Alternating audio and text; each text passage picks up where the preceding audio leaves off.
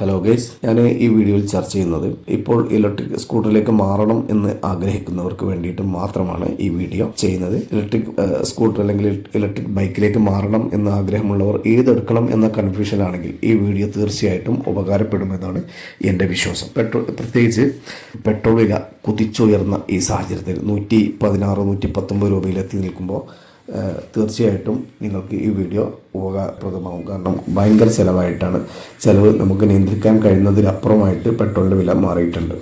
മറ്റൊന്ന്, പെട്രോളിൻ്റെ ക്വാളിറ്റിയുടെ എഥനോളിൻ്റെ അംശം കൂടിയത് കൊണ്ട് തന്നെ ആദ്യം 20% ഉള്ളത് ഇപ്പം 30%. ഇനി അത് 100% എഥനോളിലേക്ക് മാറുമെന്ന് പറയുന്നത്. അങ്ങനെയൊക്കെ മാറി വരികയാണെങ്കിൽ പഴയ വണ്ടികളൊക്കെ ഏതവസ്ഥയിലാവും എന്ന് നമുക്കാർക്കും പറയാൻ പറ്റില്ല.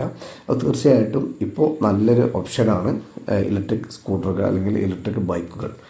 അപ്പം അതിന് നിങ്ങൾക്ക് ഒരു സഹായകമാവുന്ന പുതിയ കസ്റ്റമേഴ്സ് ആവാൻ ആഗ്രഹിക്കുന്നതിന് വേണ്ടിയിട്ട് അവർക്ക് നല്ല ഒരു ഓപ്ഷൻസ് എടുക്കാൻ വേണ്ടിയിട്ടുള്ള ഒരു ചെറിയ വീഡിയോ ആണ് ഞാൻ ചെയ്യുന്നത്.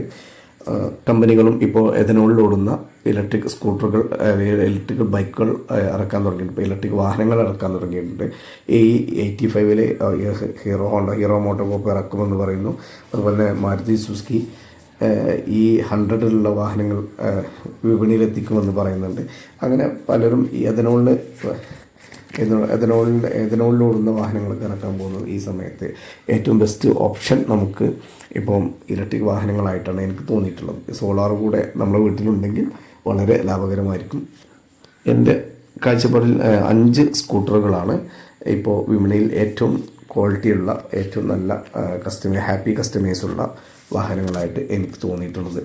ഒന്ന് ടി വി എസ് ഐക്യൂബ് ഏറ്റവും നല്ല വണ്ടിയായിട്ട് എനിക്ക് തോന്നിയിട്ടുണ്ട്.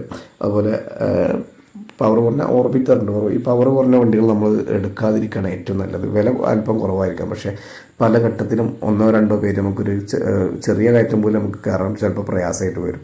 അപ്പം നമുക്ക് അങ്ങനത്തെ സാഹചര്യങ്ങളിലൊക്കെ വളരെ ബുദ്ധിമുട്ട് വരാൻ സാധ്യതയുണ്ട്. അതുകൊണ്ട് മാക്സിമം പവർ കൂടിയ ഒരു 140-150 ചെറിയ ഓട്ടമുള്ള ആളാണെങ്കിലും 140-150 റേഞ്ചുള്ള വണ്ടികൾ എടുക്കുകയാണ് ഏറ്റവും നല്ലത്. മറ്റേ അല്പം വില കുറവാണെങ്കിൽ പല ഘട്ടങ്ങളിൽ നമ്മളെ ആവശ്യങ്ങളും നമുക്കുള്ള ഓട്ടവും എല്ലാം വർദ്ധിക്കാനൊക്കെ സാധ്യത ഉള്ളത് കൊണ്ട് ഏറ്റവും നല്ലത് 140-150 മിനിമം കിട്ടുന്ന രീതിയിൽ ഉള്ള വണ്ടികൾ ഉപയോഗിക്കുകയാണ്.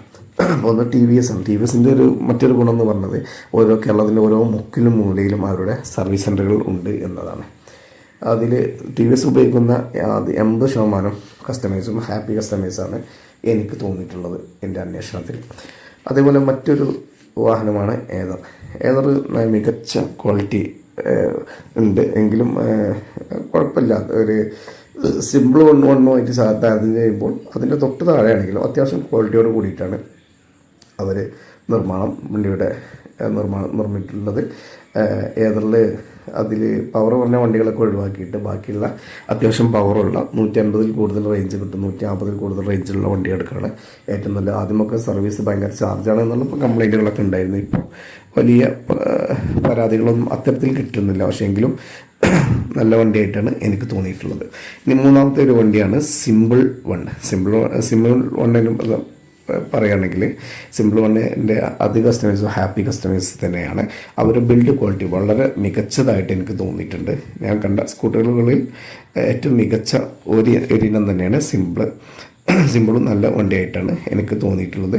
അതിലും തന്നെ അത്യാവശ്യം റേഞ്ച് കിട്ടുന്ന വണ്ടികൾ വരും, 400 കിലോമീറ്റർ വരെ, അതായത് ഏകദേശം 250-300 വരെ കിട്ടുന്ന വണ്ടികളൊക്കെ ഉൾപ്പെടുന്നുണ്ട്. അപ്പോൾ അത് റേറ്റ് പ്രശ്നമാണെങ്കിൽ സിമ്പിൾ ഏറ്റവും നല്ലൊരു ഓപ്ഷനായിട്ടാണ് എനിക്ക് തോന്നിയത്. അതുപോലെ റിവറും തന്നെ ഏറ്റവും നല്ല വണ്ടിയായിട്ട് എനിക്ക് തോന്നിയിട്ടുണ്ട്. അതിൻ്റെ ആകൃതിയും അതിൻ്റെ രൂപവും എല്ലാം വളരെ മികച്ചതായിട്ട് എനിക്ക് തോന്നിയിട്ടുണ്ട്. പക്ഷേ റിവറിനെ സംബന്ധിച്ച് കസ്റ്റമേഴ്സിന് വയ്ക്കുമ്പോൾ എല്ലാവരും ഹാപ്പിയാണ്. പക്ഷേ ഒരൊറ്റ കാര്യം ഒഴികെ അതിൻ്റെ റേഞ്ച് വളരെ 110-120 മാത്രമേ കിട്ടുന്നുള്ളൂ. പക്ഷേ അതൊരു ബുദ്ധിമുട്ടായിട്ടാണ് പല കസ്റ്റമേഴ്സും തോന്നിയിട്ടുള്ളത്. അത് ഒഴിവാക്കിയാൽ ബാക്കി എല്ലാ കാര്യങ്ങളും ആ വണ്ടി വളരെ മികച്ച വണ്ടിയായിട്ടാണ് തോന്നിയിട്ടുള്ളത്. ഇനി മറ്റൊരു വണ്ടിയാണ് ബജാജ് ചേതക്കിൻ്റെ ഏകദേശം ഒരു 80% കസ്റ്റമേഴ്സും ഹാപ്പിയാണ്. 80 ഇല്ലെങ്കിലും അല്പം താഴെയെങ്കിലും കുഴപ്പമില്ല, നല്ല വണ്ടിയായിട്ടാണ്. പവർ കൂടിയ വണ്ടികളൊക്കെ നല്ല ഉഷാറായിട്ടാണ് എനിക്ക് തോന്നിയിട്ടുള്ളത്. ഞാൻ ചോദിച്ചാലും കംപ്ലൈൻറ്റ് പറഞ്ഞിട്ടില്ല.